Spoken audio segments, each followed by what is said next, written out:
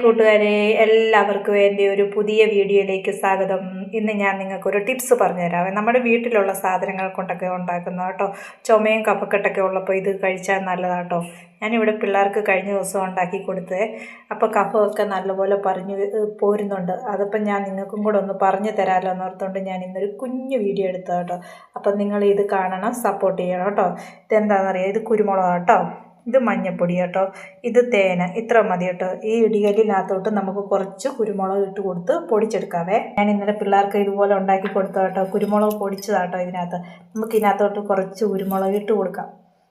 എന്നിട്ട് നമുക്കത് പൊടിച്ചെടുക്കാം.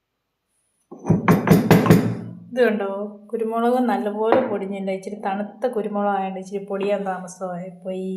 ഞാൻ പൊടിച്ചെടുത്ത കേട്ടോ. ഇത് നമുക്ക് ഇതിനകത്തോട്ട് പൊടിയെടുക്കാം. കണ്ടോ, കുരുമുളക് പൊടിഞ്ഞില്ല കേട്ടോ, ശരിക്കും പൊടിഞ്ഞില്ല. ഞാൻ ശകലേ എടുത്തുള്ളൂ, ഇച്ചിരി കൂടെ പൊടിയാനുണ്ട് കേട്ടോ. കുരുമുളക് തണുത്ത് നല്ല ചൂടൻ കുരുമുളക് ആണെങ്കിൽ നല്ലപോലെ ഇതുണ്ടോ പൊടിഞ്ഞ് കിട്ടും. എന്നിട്ട് നമുക്ക് ഇത് മഞ്ഞൾപ്പൊടിയെ നമുക്ക് ഇതുണ്ടോ മഞ്ഞൾപ്പൊടി. ഇത് മഞ്ഞൾപ്പൊടി എന്ന് വെച്ചാൽ ഞാൻ കഴിഞ്ഞ കൊല്ലം മഞ്ഞൾ വാട്ടി പൊടിച്ചെടുത്ത കേട്ടോ.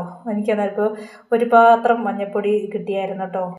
കണ്ടോ, ഇതിന് ഒരു പാത്രം മഞ്ഞൾപ്പൊടി കഴിഞ്ഞ കൊല്ലം എനിക്ക് കിട്ടിയതാട്ടോ. ഇനി ഇത്രയും കൂടെ ഉണ്ട് കേട്ടോ. ഞാൻ നട്ട് വെച്ചിട്ട് അത് വാട്ടിയിട്ട് മില്ലിൽ കൊണ്ടുപോയി പൊടിപ്പിച്ച മഞ്ഞൾപ്പൊടി. അതായത് ഒരു വിഷവും ഇല്ലാത്ത മഞ്ഞൾപ്പൊടി. ഈ പ്രാവശ്യം അതിൻ്റെ തട ഞാൻ നട്ടു വെച്ചായിരുന്നു, പക്ഷേ ഈ പ്രാവശ്യം അങ്ങനെ മഞ്ഞൾ ഉണ്ടായില്ല. എന്താണെന്നറിയത്തില്ല, കാലാവസ്ഥയുടെ കുഴപ്പം കൊണ്ടാണെന്ന്. എല്ലാം മഞ്ഞൾ നേരത്തെ തന്നെ അതിൻ്റെ തണ്ടെല്ലാം പഴുത്ത് പോയി. എന്നിട്ട് മാന്തി നോക്കിയപ്പോഴത്തേനും ഒന്നുമില്ല, എല്ലാം കേടായിപ്പോയി. കഴിഞ്ഞ വർഷത്തെ മഞ്ഞൾപ്പൊടി, ഇതിന് ഒറ്റ പാത്രം മഞ്ഞൾപ്പൊടി കിട്ടിയായിരുന്നു നമുക്ക്. അതുകൊണ്ട് ആ മഞ്ഞൾപ്പൊടി കേട്ടോ ഞാൻ ഇതിനകത്ത് ഇടുന്നത്.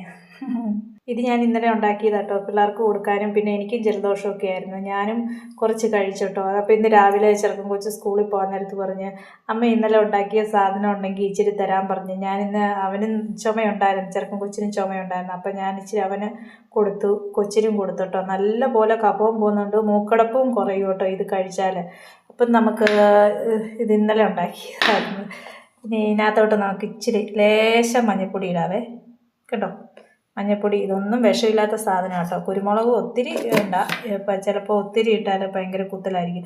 പിന്നെ നമുക്ക് അതിനകത്തോട്ട് ഇച്ചിരി തേൻ ഒഴിച്ച് കൊടുത്താലോ.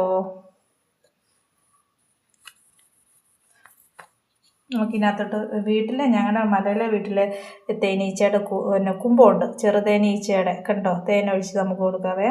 കഴിഞ്ഞ ദിവസം ഞാൻ കയറിപ്പോയപ്പോഴത്തേനും അവിടനകത്ത് ചെന്ന് നോക്കിയപ്പോഴത്തേനും കുമ്പത്തിനകത്ത് നിറച്ചും പിന്നെ തേന് കഴിഞ്ഞിട്ട് അത് പഞ്ചസാരയായി മാറി. നേരത്തെ എടുക്കേണ്ടതായിരുന്നു, അത് എടുക്കാൻ പറ്റിയില്ല. ഇനി നമുക്ക് ഇതൊന്ന് മിക്സ് ചെയ്ത് കൊടുക്കാം കേട്ടോ. കണ്ടോ, നല്ല കേട്ടോ. ജലദോഷവും കഫക്കെട്ടും ഒക്കെ പോകും കേട്ടോ. നല്ല പിള്ളേർക്കും എല്ലാം കൊടുക്കാം കേട്ടോ. എന്നിട്ട് ഇതിങ്ങനെ നല്ലപോലെ ഇടാം. ചെറുതേനാണെങ്കിൽ ഒന്നുകൂടെ നല്ലതാട്ടോ. ചെറുതേൻ ഇല്ലാതായിപ്പോയി. ഇനി വീട്ടിലോട്ട് കയറി പോകുമ്പോൾ അവിടെ ഉണ്ട് കുമ്പത്തിനകത്ത് ചെറുതേന് 2 കുമ്പമുണ്ടേ. അതിനകത്ത് പിന്നെ തേൻ കാണും. എടുക്കാൻ നമ്മൾ താമസിച്ച് പോയാൽ എന്നാണെന്നറിയാം, അത് പഞ്ചസാരയായിട്ട് പറയാം. അപ്പോൾ കഴിഞ്ഞ ദിവസം ചെന്നപ്പോഴത്തേന് നോക്കിയപ്പോൾ അങ്ങനെയായിപ്പോയി. അപ്പം എല്ലാവരും എൻ്റെ വീഡിയോ കണ്ടല്ലോ. അപ്പം നിങ്ങൾ ഇതുപോലെയൊക്കെ ഒന്ന് ഉണ്ടാക്കി നോക്കുക. നമ്മുടെ വീട്ടിലുള്ള സാധനങ്ങളല്ലേ, അതുകൊണ്ട് നമ്മളിങ്ങനെയൊക്കെ ഒന്ന് ഉണ്ടാക്കി നോക്കുക. നല്ലതാണ്, ജലദോഷത്തിനും കഫക്കെട്ടിനും എല്ലാം നല്ലതാട്ടോ. അപ്പം എല്ലാവരും എൻ്റെ വീഡിയോസൊക്കെ കാണുക, സപ്പോർട്ട് ചെയ്യുക, സബ്സ്ക്രൈബ് ചെയ്യുക കേട്ടോ. അപ്പം ടാറ്റ, okay, bye bye, see U.